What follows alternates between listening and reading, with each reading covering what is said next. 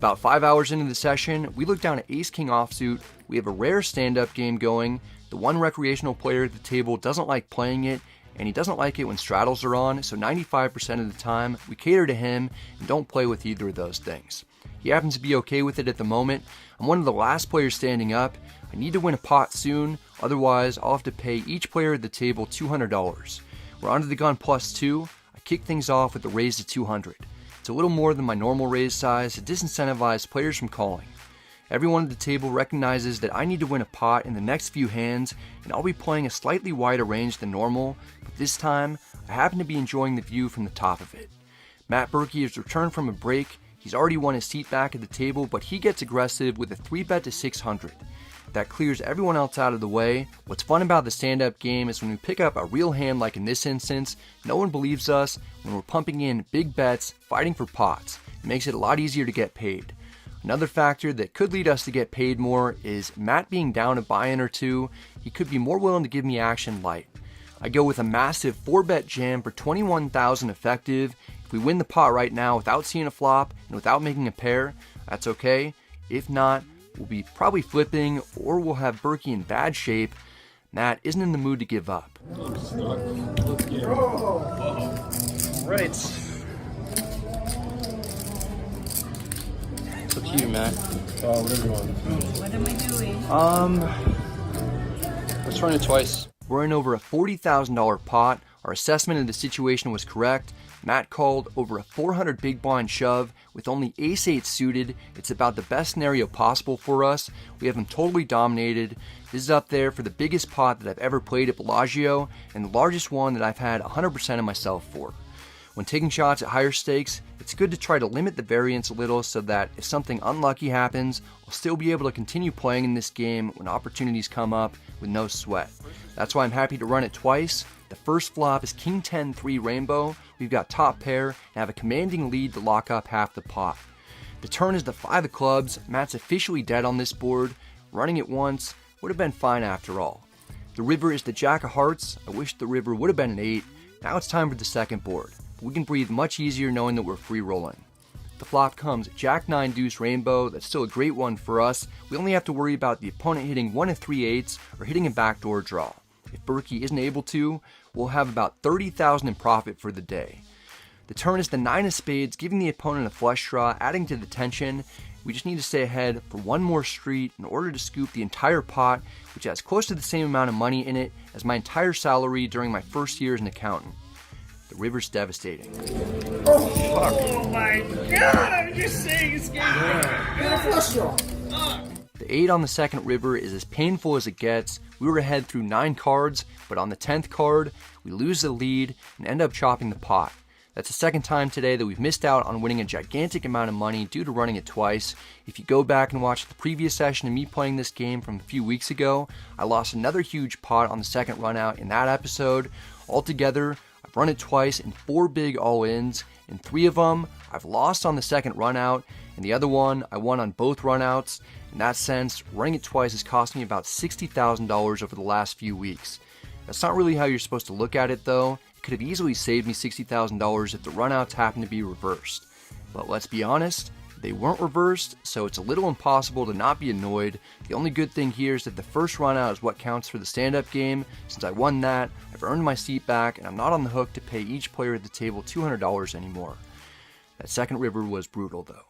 With the stand-up game and straddle both on, we're dealt King 7 suited in the small blind. Matt Berkey raises to $1,500 from the cutoff. He's tilted after check calling a $22,000 overbet shove on the turn of a 9-9 4 deuce board with 2 spades and 2 diamonds. He lost to ace-6 of spades on both runouts. It was one of the most bizarre hands that I've ever witnessed. I can't believe he called the shove. He's since added on to have over $100,000 in front of him. Do I really want to get involved with King 7 suited for a large raise pre-flop? I do not. The problem is that we're running out of time to win a pot, otherwise we're going to have to pay out each of our 7 opponents $300 for losing the stand-up game. I call to go to battle, we're heads up out of position, the flop comes Queen 8-4 Rainbow. Other than some backdoor draws, we brick it. I verbally check because my hands are too far away from the table when I'm standing. I'm excited to see that Matt isn't going to charge us to see a turn, he checks back. The dealer puts out the 6 of clubs, giving us both flush and straight draws. After Matt checks back turn, we've got the green light to bet large as a semi-bluff on a board that's decent for our range, while plenty of strong hands including top pair, sets, and maybe even a straight or 2-pair combos when the stand-up game is on. I go with the large size of 3,000 in purple chips. It's nearly a pot-sized bet. Matt knows that I tend to be on the tighter side, so we should get credit for having a big hand. He calls anyway. It's possible that he picked up a flush draw himself, or he could be slow playing a monster. The river is the 4 of spades, we brick every draw, and the low card pairing makes it less likely that we had a set or 2 pair on the turn. It's a very bad card for us because we won't have a lot of 4s in our range at all. The 2 main types of hands that I put Matt on after he checks back flop, then called our big bet on the turn, are big draws that have now missed, or extremely nutted hands like top set. A large river bluff from us against a guy who just called a $22,000 overbet shove with king high and no draw likely isn't going to be the best option. Matt may be the only person on the planet who likes folding less than me. Rather than bet big in an attempt to tell the story that we've got a monster, which would be less convincing after the river 4, I go tiny with a bet of 1,500. This sizing allows us to risk a lot less, and we can still get ace highs and other club draws that miss to fold. If our king high somehow happens to be good, it gives us a better chance at getting to showdown than checking and potentially facing a massive bet from a worse missed flush draw that would cause us to fold. In the instances that we're up against a slow played combo at the top of Berkey's range, we risk and lose a lot less. Berkey snap calls, we will reveal that we lost an extra 1,500 on the river, not even being able to get ace king of hearts to fold with our big turn sizing or our small river sizing at the end. Honestly, I think if I bombed it on the river, Matt still would have called when everything misses. Matt wrecks me, gets his heat back, and wins a 5-figure pot. Expanding my range pre-flop and getting somewhat annoying runouts is costing me a lot of money. The very next hand we're dealt king 8 of spades in the hijack once again because the button doesn't move after a bomb pot. I raised it 300.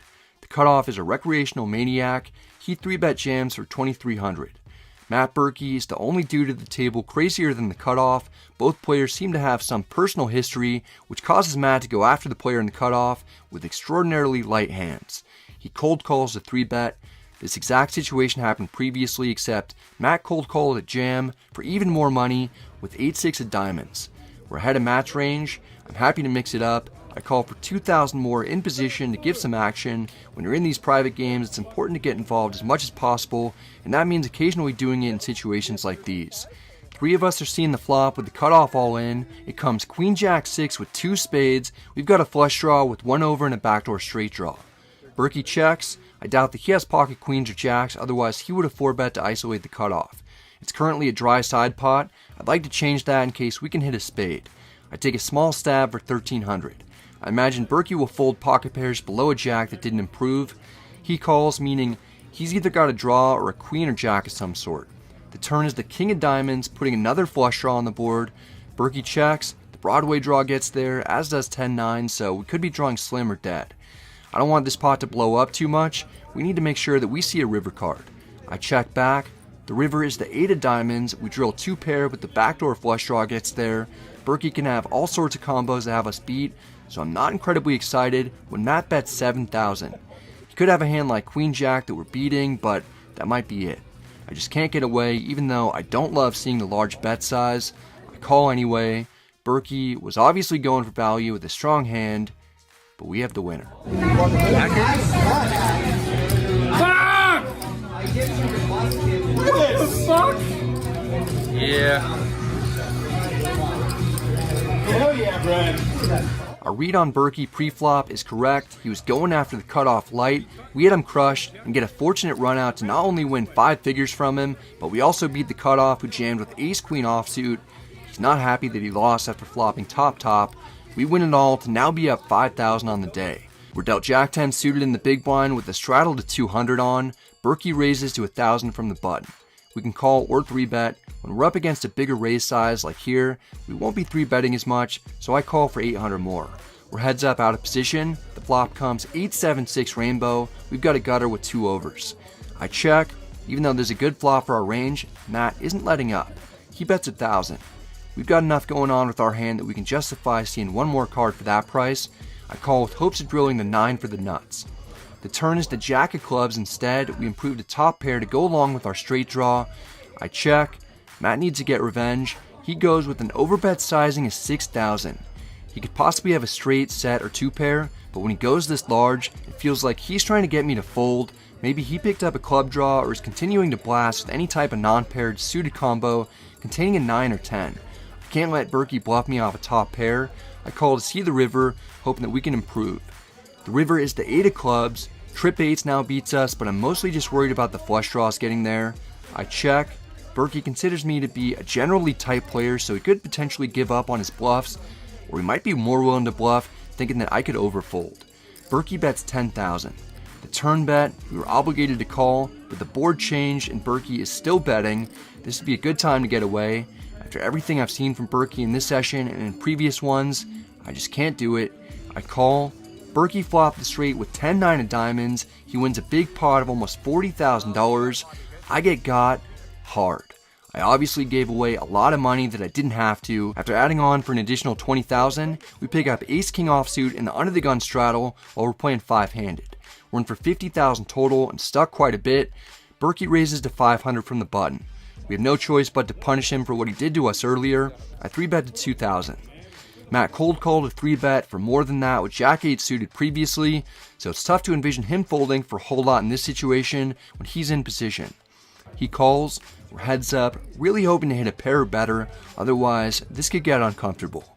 The flop comes Queen 7-6 rainbow. As is often the case when we 3-bet and get called while we're playing out of position, we hit nothing except we've got 2 overs. I still take a stab for 1,200 to keep control of the pot and deny equity from other high card hands that we're ahead of. Although I don't expect to win right now all that frequently. Matt calls to see the turn. The dealer puts out the king of diamonds, giving us top. This is a card that's better for our range and actual hand. I bet 3,000 for value. If the board doesn't change too much, I'll be betting the river as well. Matt isn't letting us have it. He calls. I wonder if he has something like king jack or ace queen that we can continue to get value out of. The river is the 5 of clubs. Aside from 9-8 getting there, it's essentially a blank. We're going to go for it again. I bet 7,000. I've already attempted multiple bluffs against Berkey today. He knows that I don't always have to have it, but he tank folds. We win a large pot. I choose to let Berkey know that we were betting for value. The 7 deuce game is on, so Berkey doesn't initially like it when he sees that I'm flipping my cards over because he thinks that he got bluffed and he's going to have to pay me an additional $300. No! Show him the cheese. Oh, nice. I had ace-7. Berkey was contemplating calling us with third pair. It would have been great if he found the call so that we could have been $7,000 richer. Instead, we make do with a pot that's quite a bit smaller, but still solid. Here we're dealt 2 10s in the cutoff. We've gotten very few premium pocket pairs today. Other than this, we've only had the jiggities. I raised to 300. We battled with the opponent a couple doors down multiple times already this session. She 3-bets from the small blind to 1,500. Berkey's in the big blind. He needs to get revenge from the set over set hand that he lost to the 3-better. He cold calls, which is surprising. Both of those players are deep with the history. The amounts they're playing for pre-flop are tiny relative to their stack depths. They're kind of playing their own game with me on the side. I call for 1,200 more. 3 of us are seeing the flop. It comes 8-7 deuce rainbow. The small blind isn't a fan of it. After playing aggressively pre-flop, she checks. I'm content that we've got an overpair, at least until Berkey bets 2,500. What's he gonna have that he's cold calling a 3-bet with, then betting flop into multiple opponents? We have removal to straight draws, we can beat 9s, but we lose to pocket 8s and pocket 7s, which are plausible hands for Berkey to have. There's some chance he has jacks or 8-7 as well. We're obviously not folding though. I call. I don't want the small blind to call or check raise. She folds, it's down to heads up. The turn is the 3 of diamonds, it's a total blank. We still have an overpair. You'd think Berkey would be concerned that we could have a set since we could easily have pocket 8s, 7s, or deuces that we play this way. We can also have 8-7 suited and overpairs like the one that we've got. Berkey doesn't give a shit. He fires for 6,000. We only have 18,500 in our stack. If we call, we'll have less than a pot-sized bet remaining. I don't know how we can fold, but I don't like any option all that much. I'm not going to get too far ahead of myself thinking about different scenarios on the river if we proceed. I'm going to make the best decision I can on this street and go from there. Because in Nevada, the roulette. Wow. I say call. Berkey mishears it, thinking I said all in, and he snap calls our imaginary shove before asking if we want to run it twice. I said call. What's gonna happen with that guy? Oh, Oh shit. Well, it's terrifying that Berkey has a hand so strong, he's willing to snap call an all-in. He has to have a monster of some sort, which shrivels our pocket tens. The river is the 3 of hearts, it doesn't change much. Berkey shoves for 12,500 effective. He has us covered by about 20 times. I'm trying to think of any way that I can win. I now beat 8-7 and I can beat missed draws, but what am I thinking, even considering calling? I have a moment of clarity, reverting back to Berkey wanting to snap call or rip on the turn, and I realize there's almost no chance that we have the best hand. If I hadn't seen Berkey so eager to get all the chips in previously, I'd almost for sure call, but luckily, we got some extra information that might have saved us 5 figures. I mean, I gotta fold. You win. I'm so confident we're beat that we fold face up. Berkey shows for the vlog that he has 10-9 of diamonds, which is nothing. He flopped an open-ended straight draw, turned a flush draw, and bricked it all. His fake snap call on the turn completely messes with my brain, turning a hand I likely would have called a shove with on the river into a fold. It's incredibly annoying that what happened on the previous street with Berkey incorrectly hearing what I said influences my decision so much and potentially keeps me from doubling up. I played with Matt several times now, and in no way do I think he was intentionally trying to angle me, but the result of his genuine mistake is a huge blow. I'm stuck almost $30,000 rather than being up about $5,000. We add on for $10,000 more, we're in for $50,000 total when we pick up 7 deuce once more. We started out so well with this hand, but lately I've been getting obliterated with it. Still, we have to try to get the bonus 300 from everyone. I raised the 300 from the cutoff. We only have to get through a few opponents to win a couple thousand.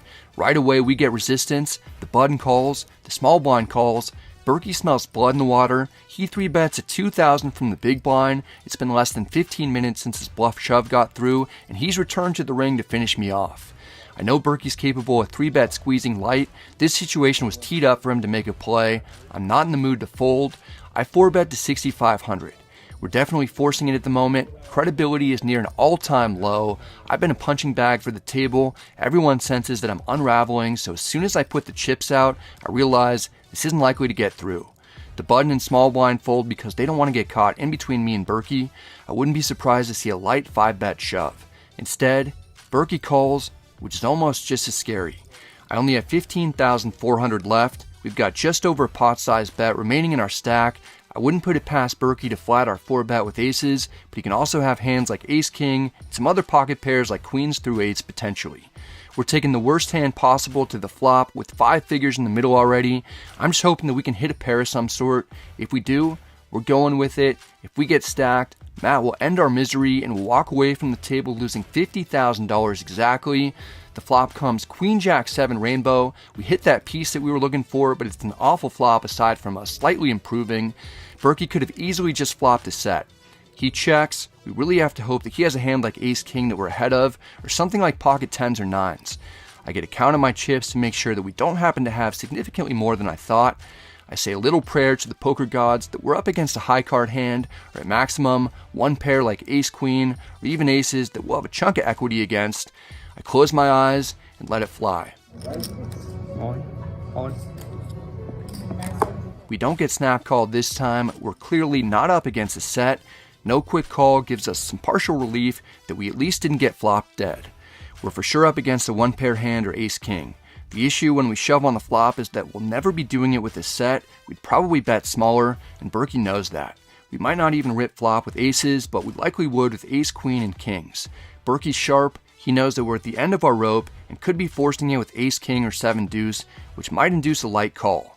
Berkey also probably doesn't feel great about what happened earlier when his mistake influenced the action. He could be thinking if he calls, we'll have a good chance to get our money back to square things up. Alright, I'll make up for it. No, Berkey, I thank you. I appreciate the sentiment, but you really don't have to do that. Just let go of whatever you've got. Oh, shit. Berkey calls our overbet shove for 15,400. We turn over the 7-deuce, and I'm expecting to see ace-king or ace-queen suited, but Berkey turns over pocket 10s. He has 3rd pair. I'm already down piles of money. There's a good chance that I lose this one, and I'm sent home losing $50,000. It'd be the 4th biggest loss that I've ever had.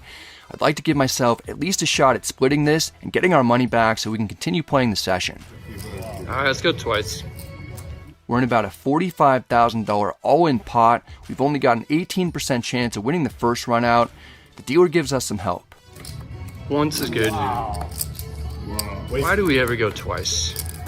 We drill the deuce of spades for 2 pair that holds on the first run out. We'll be minimally getting our money back, which is all I wanted. I'm happy that we don't have to sweat going bust, but I get punished for running it 2 times. We're likely only going to win half the pot rather than all of it. The second turn is the 6 of diamonds. We've got 4 total outs to scoop. It's not probable, but it isn't impossible that we drill something.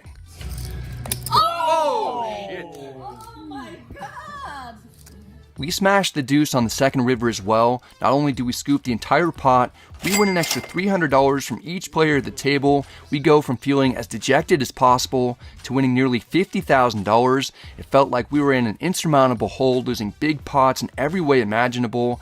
Now we've got an extra life. You deserve. After you lost this one.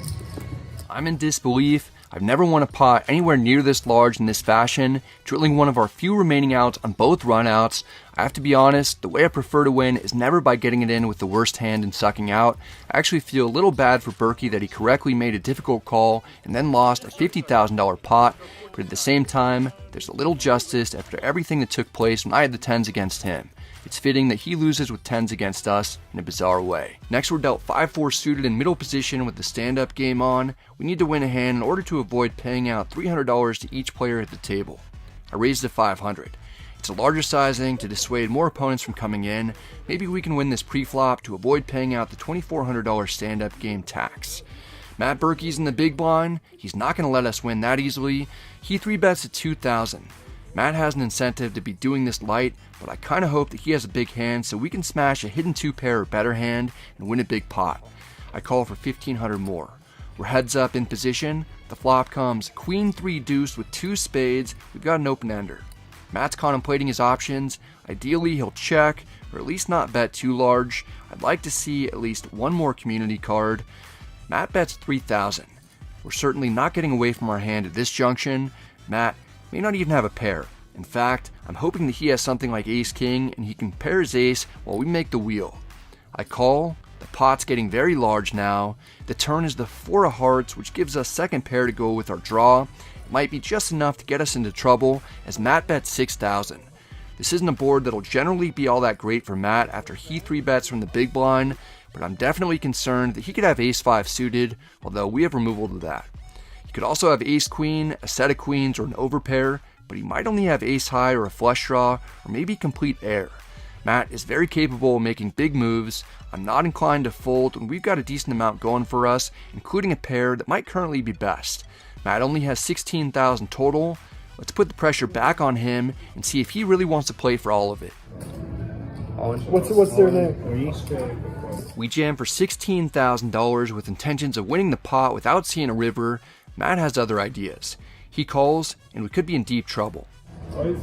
Sure.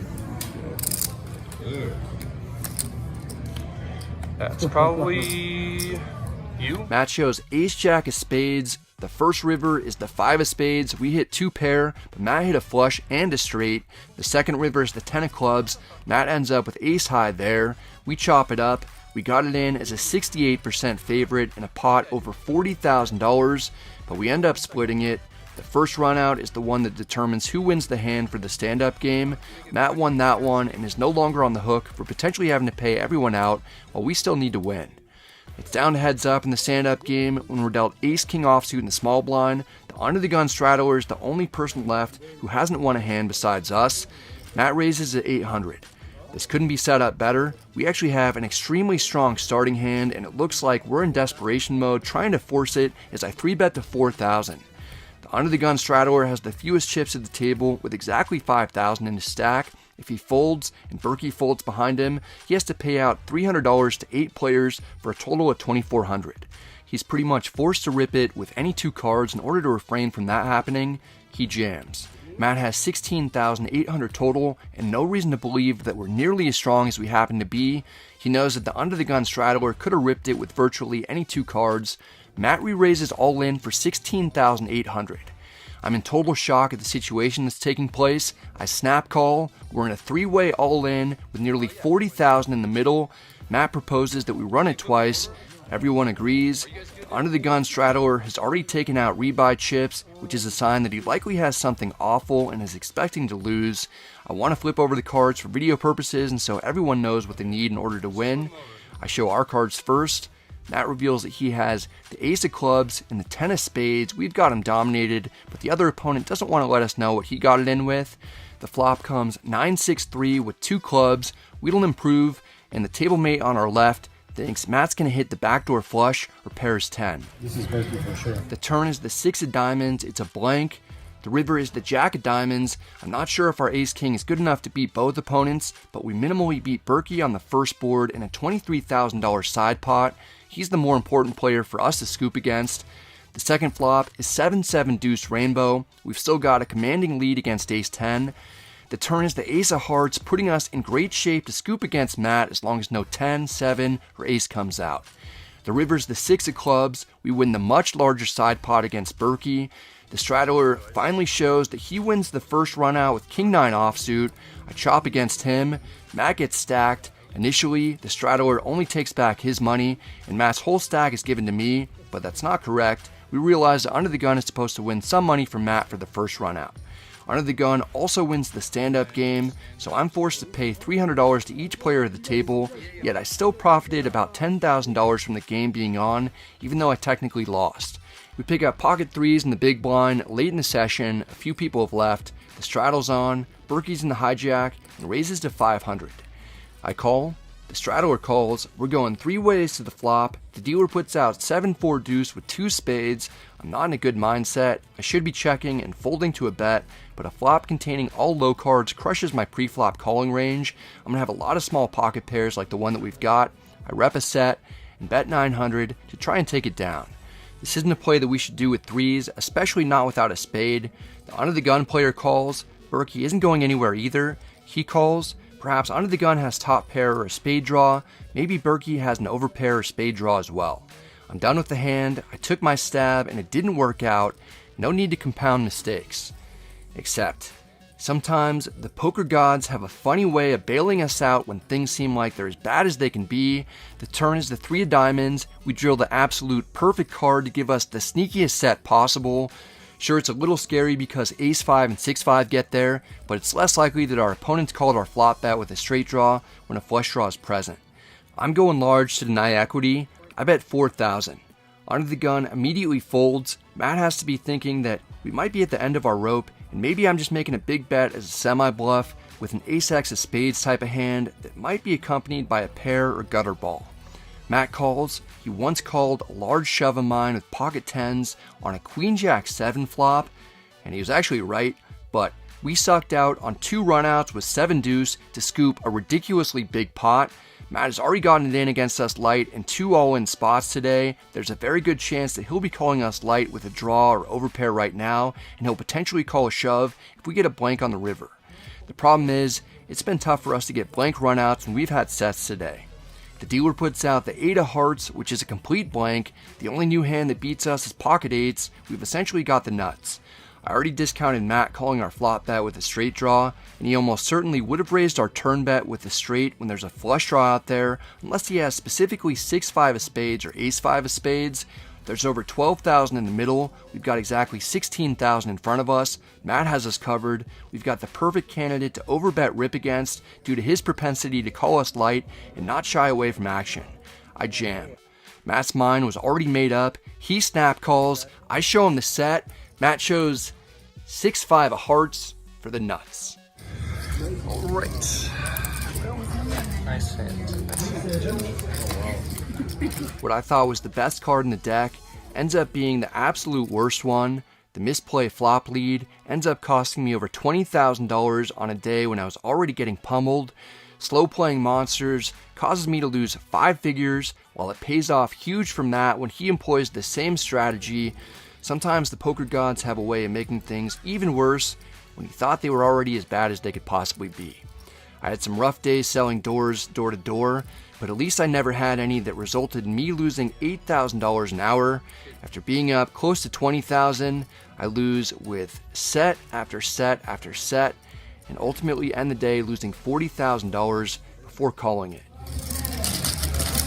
That is a painful one.